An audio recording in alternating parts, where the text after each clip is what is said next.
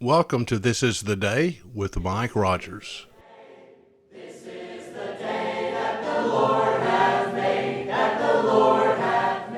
The prophet Isaiah tells us that the earth shall be full of the knowledge of the Lord as the waters cover the sea. And in that day there shall be a root of Jesse, who shall stand as a banner for the people, for the Gentiles shall seek him.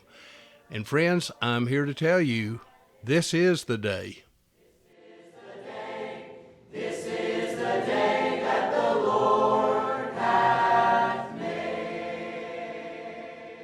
Welcome. Let's return again to Matthew 24. Jesus has already foretold the destruction of the temple in Matthew 24, verses 1 and 2. The disciples respond with two questions. When will this happen, and what will be the sign? Up to this point, Jesus has answered the sign question in stages. First, he gave preliminary signs: wars, famines, earthquakes, the beginning of birth pains. Then he gave a later sign, the Great Tribulation, the period of intensified covenant judgment centered on Jerusalem. Now we arrive at the final phase, the immediate signs. These are the signs that occur directly after the tribulation.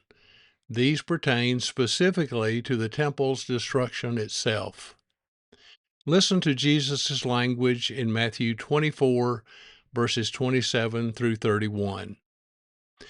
For as the lightning comes from the east and flashes to the west, so also will the coming of the Son of Man be.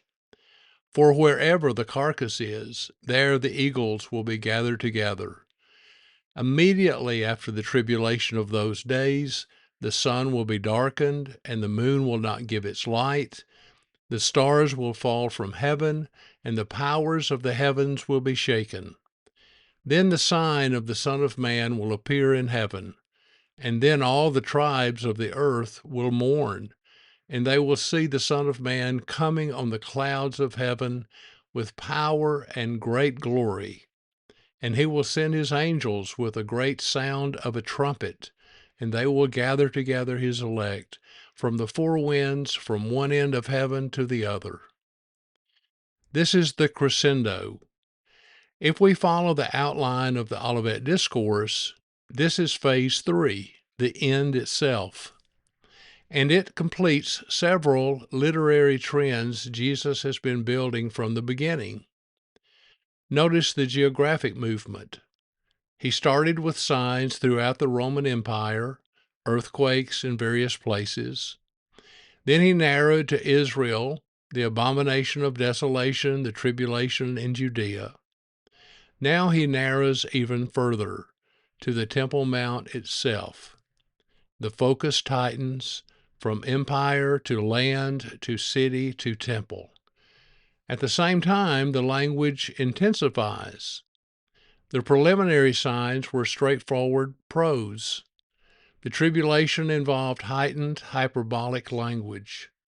But here, Jesus shifts fully into prophetic apocalyptic imagery: lightning, vultures, the collapse of the cosmos. This is not accidental. It is a deliberate prophetic crescendo, and Matthew arranges these immediate signs into a beautiful chiasm. Lightning, a heavenly sign of danger. Vultures, an earthly sign of carnage. Cosmic collapse, a universe disintegrating. The Son of Man in heaven, a new order emerging. Mourning tribes, earthly sorrow. Angelic gathering, heavenly safety. The outer pair happens in the sky. The middle pair happens on earth. The inner pair transcends both, the collapse of one covenantal universe and the unveiling of another. Now, here is the key prophetic principle. We must not press these images into physical literalism.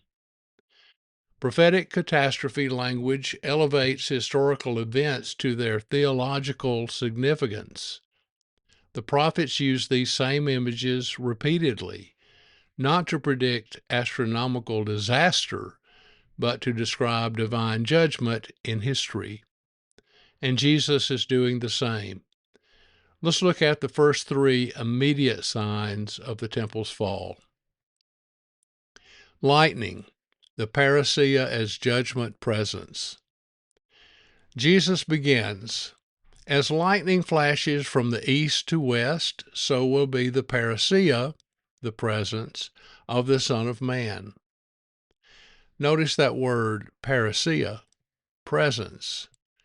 In the Old Testament, lightning imagery consistently signifies God's presence in judgment. When David celebrated deliverance from Saul in 2 Samuel 22, he described God as bending the heavens, sending lightning, shaking the earth. But did anyone literally see Yahweh in the sky? No. They saw the historical events through which God delivered David. The lightning was a metaphor. The presence was real, but mediated. The same is true in Psalm 77. God led Israel through the sea. The waters saw him. Lightning flashed, yet his footsteps were unseen. He led them through Moses and Aaron.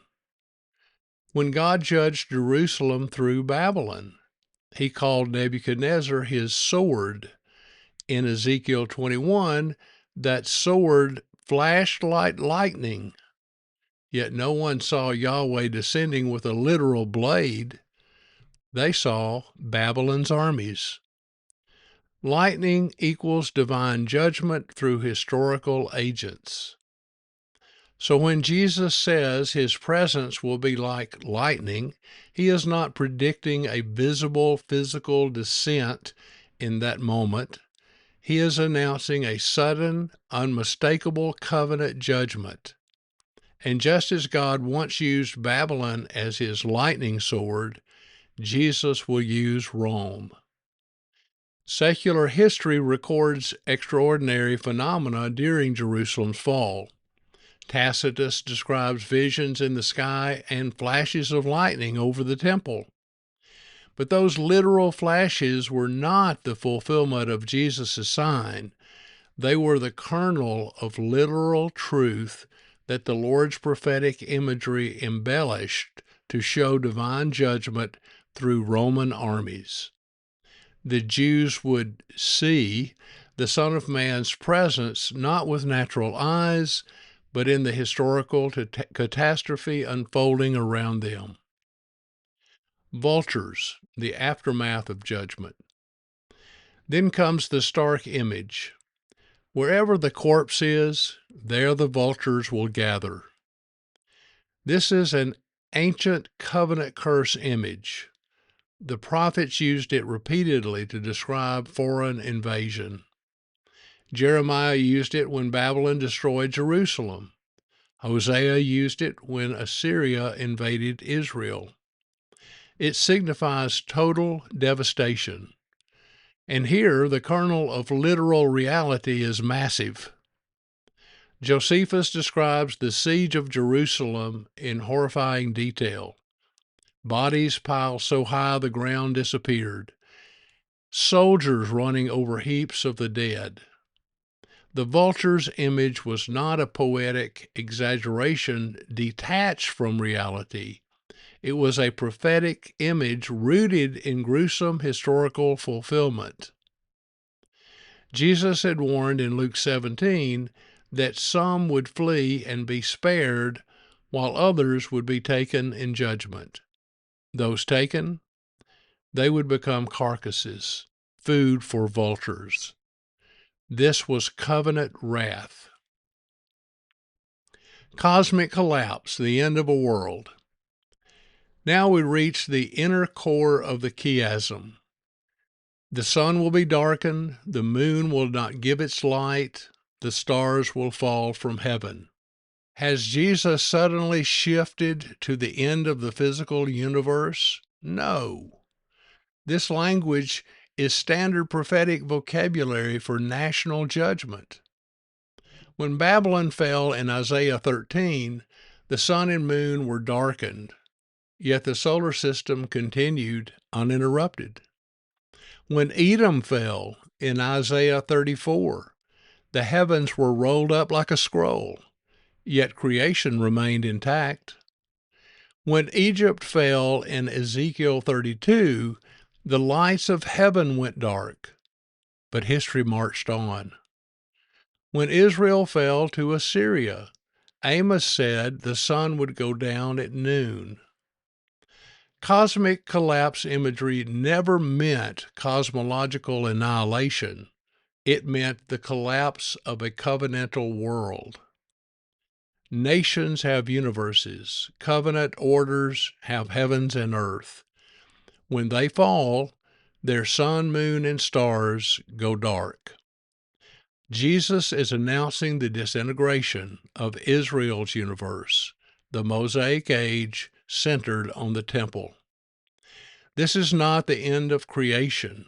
It is the end of a covenantal order. And notice, Jesus had already said there would never be another tribulation like this. For that statement to have meaning, history must continue afterward. The apostles understood this. Stephen later preached that Jesus would destroy this place, the temple, and change the customs Moses delivered. That is the collapse Jesus is describing. Not the end of the world, the end of the age. Modern readers instinctively associate apocalyptic imagery with the end of the physical cosmos, but that is not how the prophets used it. Apocalyptic language invests historical events with theological meaning. It says, "This moment is not ordinary. God is acting." The collapse of the temple was the end of the Mosaic age. It was the termination of Israel's covenantal universe. But it was not the annihilation of creation. It was the transition into the full manifestation of the Messianic kingdom. Lightning announced divine judgment. Vultures marked covenant curse. Cosmic collapse signified the end of an age. And through it all, the Son of Man was present, reigning, judging, vindicating his true people. This is the force of these immediate signs. They are not about the end of the space-time order. They are about the end of the Mosaic order. The temple fell, Israel's universe collapsed, the Messianic age stood unveiled, and history continued under the reign of the Son of Man. If you want more information about these matters, please see the show notes for links to my blog and my book, In Millennialism, Redefining the Last Days. In my next episode, I will discuss the three other signs Jesus used to describe the temple's fall. This will complete the chiasm, each sign matching one of the three I've just discussed.